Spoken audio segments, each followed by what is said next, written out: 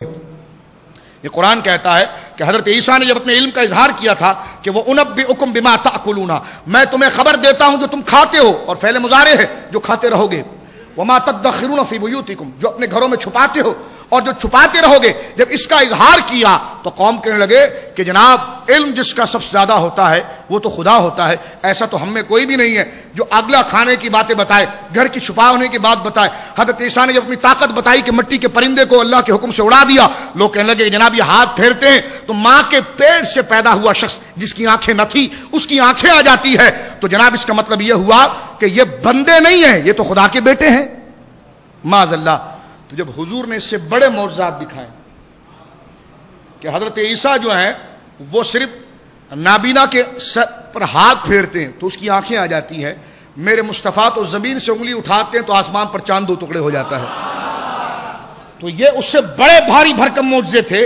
تو قریب، کیونکہ حضور آخری نبی ہے، قریب کے علم، آپ کے علم اور آپ کی قدرت کیسی کہ جب ابو جہل نے یہ کہا کہ یہ درخت جو ہے اگر آپ نبی ہیں تو اس درخت کو ذرا بلائیں تو صحیح، آپ نے فرمایا نہیں، جا کر اس کو بول کہ نبی تجھے بلا رہے ہیں۔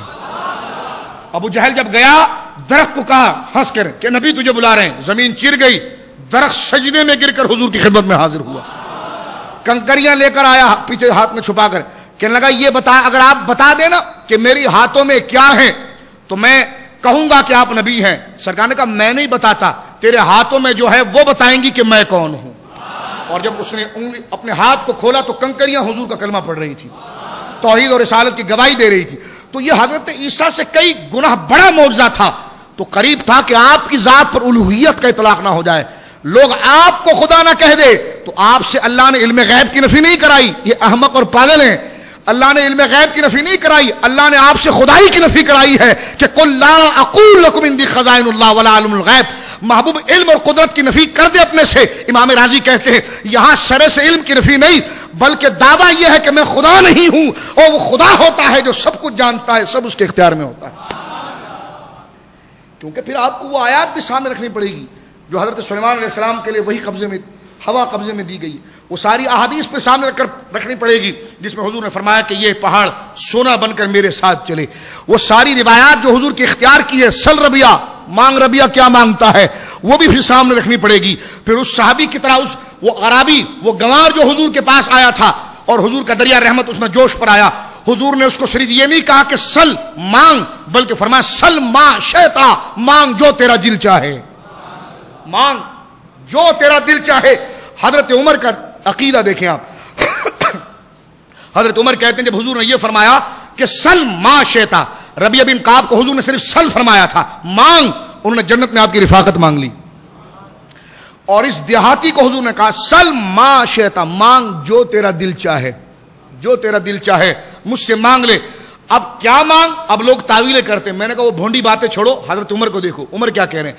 حضرت عمر کہنے لگے بس میرے دل نے کہا کہ اب یہ جنت مانگ لے گا۔ تو جنت کیا بغیر حساب کتاب کی مل جائے گی، بغیر معاملات کی مل جائے گی؟ نہیں، صحابی کا یہ نظریہ ہے کہ اگر مصطفیٰ ہاں کہہ دے تو جنت مل جائے گی، ہاں کہہ دے تو جنت مل جائے گی۔ تو یہ سارے اختیارات اور یہ ساری باتیں اپنی جگہ پر موجود ہے۔ ایک شخص آتا ہے کہتا ہے حضور 3 وقت کی نماز پڑھوں گا، 2 وقت کی نہیں پڑھوں گا، اسلام قبول کرو گے؟ میرے آقا نے مسکرا کر فرمایا چلو ٹھیک ہے قبول کرتا ہوں۔ 2 وقت کی نماز ہی گئی اس کی، 2 وقت کی نماز کی شرط ہی نہیں رکھی، لیکن جب مسلمان ہوا اس نے نماز پڑھا، لیکن جب شرط کی بات آئی تو حضور نے اس کے لیے 2 وقت کی نماز کو موقوف رکھا تھا۔ یہ اختیار نہیں ہے تو اور کیا چیز ہے؟ دودھ جب بچہ پیتا ہے، رضاعت جب ثابت ہوتی ہے تو رضاعت ثابت ہونے کی عمر ہے 2.5 سال۔ 2.5 سال سے کم کا بچہ اگر کسی عورت کا دودھ پی لے تو وہ اس کی رضائی ماں بن جاتی ہے۔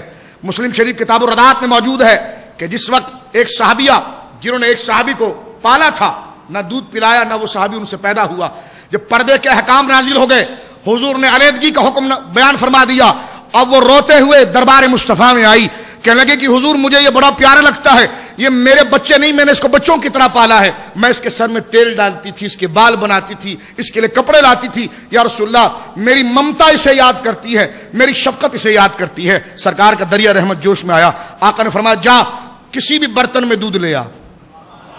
وہ دودھ لا کر دیا گیا۔ سرکار نے کہا کہاں ہے وہ صحابی؟ وہ صحابی کھڑے، ان کے چہرے پر داڑھی تھی، چہرے پر کوئی مفتی ایسا ہے جو فتویٰ دے سکے گا یہاں پر؟ یہ مصطفیٰ کریم ہے. فرمایا داڑھی سے کھڑے ہوئے, کہا حضور میں ہوں. سرکار نے فرمایا یہ دودھ پی لے. انہوں نے دودھ پی لیا, فرمایا جا یہ تیری ماں بن گئی, جا یہ تیری ماں بن گئی. روزے کے اندر آپ نے نہیں دیکھا, بخاری میں بھی ہے, مسلم میں بھی ہے, ترمذی میں بھی ہے, ابن ماجہ میں بھی ہے, نسائی میں بھی ہے, ابو داؤد میں بھی ہے, سیاق کی ہر کتاب کے اندر یہ روایت کتاب الصوم کے اندر موجود ہے. جب وہ شخص آیا کہنے لگا کہ حضور میں اپنا روزہ توڑ چکا, اب کیا کروں جان بوجھ کر. حضور نے فرمایا 60 روزے پیدر پہ رکھ لے. کہا حضور ایک روزے میں یہ حال ہے تو 60 کہاں سے رکھوں گا. حضور نے یہ نہیں فرمایا کہ چلے جائیں یہاں سے, میرا کام تھا صرف بات بتانا.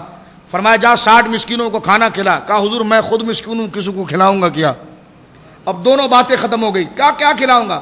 اب سرکار نے اس کو کہا کہ بیٹھ جا. اب وہ بیٹھ گیا. تھوڑی دیر کے بعد کسی نے کھجور کا تشت لایا اور حضور کے سامنے رکھ دیا. آقا نے فرمایا کہاں گیا وہ شخص جو روزے کی کفارے کی بات کر رہا تھا. سیاہ کی ہر کتاب کے اندر یہ روایت موجود ہے. وہ کھڑا ہوا, حضور میں ہوں. سرکار نے فرمایا لے یہ کھجور لے اور مدینے کے مسکینوں کو کھلا دے, تیری طرف سے کفارہ ہو جائے گا. وہ کہنے لگا حضور مدینے کے اس سر سے لے کر اس سر تک مجھ سے بڑا کوئی مسکین نہیں. آقا نے اس کی اس ادا پر مسکرا دیا, یہاں تک کہ حتی بدت نواجذہ, سرکار کی ڈاڑیں نظر آ رہی تھی. یعنی سرکار ایسے مسکرائے. فرمایا جا جا اپنے گھر والوں کو کھلا دے, کفارہ ہو جائے گا.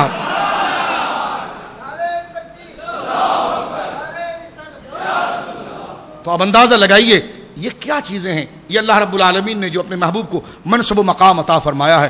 قیامت کے دن ایک نہیں سرکار کے غلاموں کی یہ شان ہوگی کہ جو کسی جنتی کسی عالم کو پانی پلا دے, کسی عالم کو وضو کروا دے, کسی نیک شخص سے ہاتھ ملا دے. ایک نہیں کثیر احادیث موجود ہے. جب جنت میں وہ جا رہا ہوگا پیچھے سے وہ صف توڑ کر آئے گا اور اسے پکڑ لے گا کہ حضور میں نے آپ کی خدمت کی تھی, حضور میں نے آپ کو وضو کروایا تھا, حضور آپ میرے گھر آئے تھے. اللہ فرمائے گا اے پیارے تو ہمارا مہمان ہے, ہم تیرے میزبان ہیں, یہ تیرے ساتھ جڑ رہا ہے, ہماری فیاضی کے دروازے کھلے ہوئے ہیں, اسے بھی ساتھ لے آ.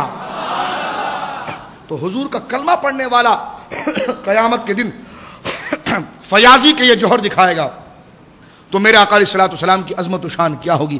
تو اندازہ لگائیے. میں عرض کرنا چاہ رہا ہوں بنیادی بات, مختصر سے سارے اعتراض کا جواب. قرآن میں جہاں پر بھی حضور سے علم غیب کی نفی کرائی گئی ہے وہ علم کی نفی نہیں ہے, وہ خدائی کی نفی ہے. وہ کس کی نفی ہے؟ الوہیت کی نفی کرائی گئی ہے. یہ بیچارے سمجھتے ہی نہیں ہیں, سمجھتے ہیں لیکن اس کو کہتے ہیں تجاہل عارفانہ, جان بوجھ کر جاہل پڑھنا.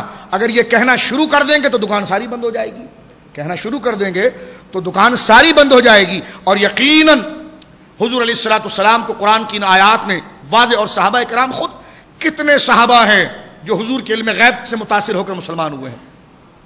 حضرت عباس جو حضور کے چچا ہیں, بدر میں جب آئے تو سید عالم صلی اللہ علیہ وسلم نے جب ان سے کہا کہ فدیہ دیجئے تو کہنے لگے کہ حضور میرے پاس تو کچھ بھی نہیں ہے. سرکار نے فرمایا اچھا جب آپ آ رہے تھے تو بند کمرے میں میری چچی جان کو آپ نے ایک بہت بڑی کپڑے کی پوٹلی کے اندر آپ نے اس میں سونے رکھ کر دیے تھے اور فرمایا تھا کہ اگر میں لوٹ آیا تو مجھے دے دینا, ورنہ یہ فلاں جگہ پر پڑا ہے لے لینا. حضرت عباس کہنے لگے یہ آپ کو کیسے پتا چل گیا؟ فرمایا جس نے نبی بنا کر بھیجا ہے اس نے بتا دیا ہے. اس وقت حضرت عباس نے کلمہ پڑھ لیا, اس وقت حضرت عباس نے کلمہ پڑھ لیا. سیدنا ابو سفیان کے ایمان کی میں نے آپ کے سامنے بات کی تھی کہ ان کے سینے میں جو بات تھی حضور نے ہاتھ مار کر ان کو صاحب ایمان کیا. یہ ساری غیب کی بشارتیں نہیں تھی تو اور کیا تھی. میری ماں سیدہ جویریہ کا تو نام سنا ہے نا آپ نے, ام المومنین سیدہ جویریہ سرکار کی ازواج میں سے ہیں, ہماری ماں ہیں امہات المومنین. ان کا واقعہ کبھی پڑھیے, غزوہ بنی مستلق کی تھی وہ, جب سرکار نے اس علاقے پر ان کی شرارتوں کی بنا پر جب سرکار وہاں پر پہنچے اور جب جنگ زبردست قسم کی ہوئی تو سیدہ جویریہ جو ہے وہ باندی بنا کر لائی گئی. ان کے والد حارث اس قبیلے کے سردار تھے, وہ گرفتار ہوئے. گرفتار ہونے سے پہلے انہوں نے اپنے 100 سے زیادہ جانور جو بڑے خوبصورت تھے اپنے غلام کو دیے اور فوراً بھاگ جا, بھاگ کر فنا گھاٹی کے پیچھے چھپ جا. اگر میں وہاں پر جا کر کہہ دوں گا میرے پاس کچھ بھی نہیں ہے, اگر رحم آ گیا مجھے چھوڑ دیا تو یہ 100 کو لے جائیں گے کہیں اپنی دنیا بسائیں گے, لیکن تو بھاگ جائے یہاں سے. بڑے قیمتی جانور اس نے وہاں سے بھگا دیے. جب حضور کی خدمت میں لایا گیا تو سیدہ جویریہ کو جب حضور نے دیکھا کہ وہ قیدی بن کر آئی ہیں تو سرکار نے فرمایا یہ شائن شان نہیں ہے, یہ اپنے علاقے کی شہزادی ہیں, یہ اپنے علاقے کی شہزادی ہے, یہ ان کے ساتھ نہیں ہونا چاہیے. جن کے پاس وہ تھی سرکار نے کہا کہ یہ آپ مجھے بیچ دو. انہوں نے کہا کہ حضور بیچنے کا کیا سوال ہے, میں آپ کی خدمت میں پیش کرتا ہوں. جویریہ جب سیدہ جویریہ جب آئی ہیں ان کا پورا قافلہ لوٹ چکا ہے. سرکار علیہ الصلوۃ والسلام نے ان چھوٹے سے قافلے کے لوٹنے کی عوض میں آپ کو قیامت تک نہیں اس کے بعد تک کا اعزاز محمد فرمایا کہ جویریہ اگر میں تجھ سے نکاح کرنا چاہوں تو کیا تو نکاح کے لیے تیار ہے؟ جویریہ حیران ہو گئی، یہ کیسا انصاف ہے، لوگ تو لونڈیاں بنا کے رکھتے ہیں، آقا علیہ الصلوۃ والسلام نے مجھے اپنے گھر کی زینت بنا لیا ہے۔